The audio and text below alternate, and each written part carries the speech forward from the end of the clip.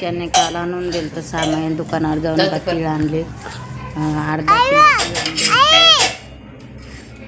अर्धा किलो गूळ आणला होता आणि किलोभर साखर आणली होती, अर्धा किलो डाळ आणली होती आणि मग का नाही साखर आणली होती. तर मग ते टोपल्यात होते म्हणलं मुंग्या गिंग्या असतील तर मग आम्ही ते आणि भाजून घेऊन राहिलो.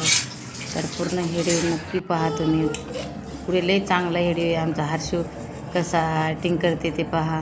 तर मी काने आमच्या घरी मिक्सर जळालं होतं, तर मी काने स्वातीताईच्या घरून तीळ काढून आणले. तर त्यानेच काढून दिले, मी बसली त्याने काढून दिले. तर मग मी काने म्हणलं आता हा बाई, इथं माझी मुलगी काने डाळ चाळणीतून काढत होती. तर चाळणीतून काढता बाई ठिकटाले ठेवलं होतं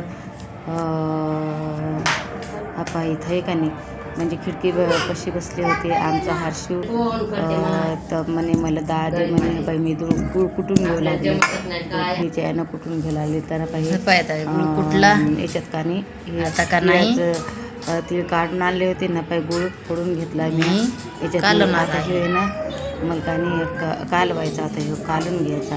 तर आता हे गुळ चटणी म्हणजे मिक्स करायचा ना, मिक्स केला मी गुळ त्याच्यात म्हणजे साखरेचं गोड नाही लागत म्हणून ते गुळाचे मिक्स म्हणजे असं चुरून घेतला ना तर मग सगळ्याला लागून जाते. तर तसं नाही ना चांगलं वाटत. तर हाताने ते खडे खडे ना हाताने फोडत होती मी मिक्स करण्यासाठी. तर एकजीव करायचा होता मला. तर तुम्ही कसे करताय तर सांगा. तर एकजीव करायचा म्हणजे ते साखरेचे पीठ नाही गोला तर आमचा हर्षू काय झाले रे हर्षूला दिला का रे आमचा हर्षू का कसा करते का एक नंबर झाली म्हणते. तर इथं दिलं होते आपण, माझी मुलगी पण खाऊ लागली. आमचा हर्षू लय मज्जात खाऊ लागला.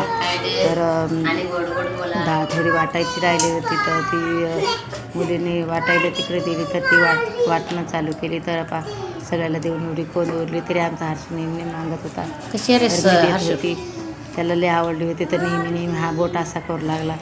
तर आमच्या हर्षूला किती आनंद झाला.